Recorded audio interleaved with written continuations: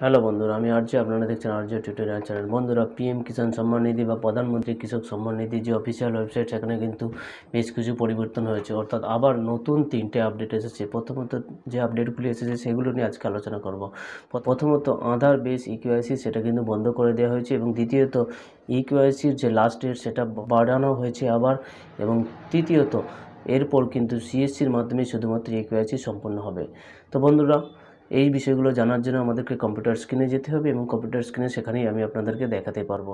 তো বন্ধুরা, ভিডিও শুরু করার আগে বলে রাখি, যদি আপনারা চ্যানেলে নতুন হয়ে থাকেন অবশ্যই চ্যানেলটিকে সাবস্ক্রাইব করবেন, এবং পাশে থাকা যে নোটিফিকেশান বেল আইকন সেটাকে ক্লিক করে অল নোটিফিকেশান অন করে দেবেন, এবং ভিডিওটি অবশ্যই একটি লাইক করবেন। pmkisan.gov.in এখানে আসলে আপনি দেখতে পাবেন এখানে যে ফার্মার কর্নার, এইখানেতে আপনাদের আগে যে থাকতো কি ইকিউআইসি ফর অনলাইন, সেটা কিন্তু নেই।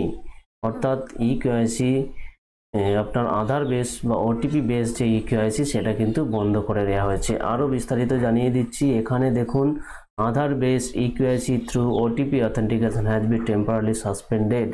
অর্থাৎ আধার বেস যে ইকিউআইসি সেটা কিন্তু টেম্পোরারি সাসপেন্ডেড, কিন্তু কতদিন সাসপেন্ড থাকবে সেটা কিন্তু বলা হয়নি।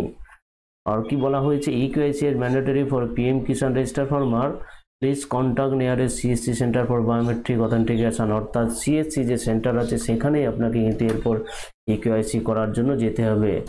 অর্থাৎ ইকিউআইসি করার যে পদ্ধতি আগে দুরকমভাবে ছিল, একটা ছিল আধার ওটিপি বেস, সেটা কিন্তু আপনারা দেখলেন যে টেম্পোরারি সাসপেন্ডেড আছে। অর্থাৎ যে সমস্ত কৃষক বন্ধুরা বাকি আছেন তাদের কিন্তু যে কেওয়াইসি বাকি আছে তাদের সিএসসি সেন্টারগুলোতে যেতে হবে। আরও একটা পরিবর্তন দেখা দিয়েছে, দেখুন, deadline of eKYC for all the PM Kisan beneficiary has been extended still 31 May 2022। অর্থাৎ এটা কিন্তু আগে 31 মার্চ ছিল, এবং সেখান থেকে কিছুদিন আগে বাড়িয়েছিল যে 22 মে 2020 করার কথা বলা হয়েছিল। আবারও কিন্তু পরিবর্তন দেখা যাচ্ছে, অর্থাৎ 31 মে পর্যন্ত কিন্তু ডেটটাকে বাড়ানো হয়েছে।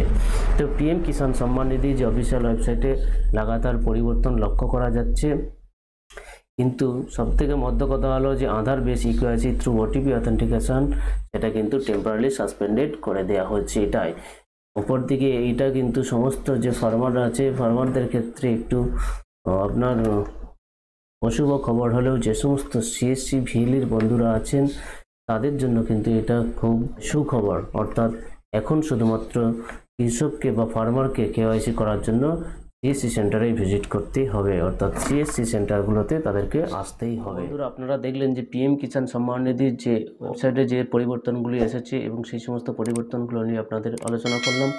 অর্থাৎ এই যে পরিবর্তনগুলি, অর্থাৎ আধার বেস ইকিউআইসি সেটা কিন্তু বন্ধ করে দেওয়া হয়েছে অনির্দিষ্ট সময়ের জন্য।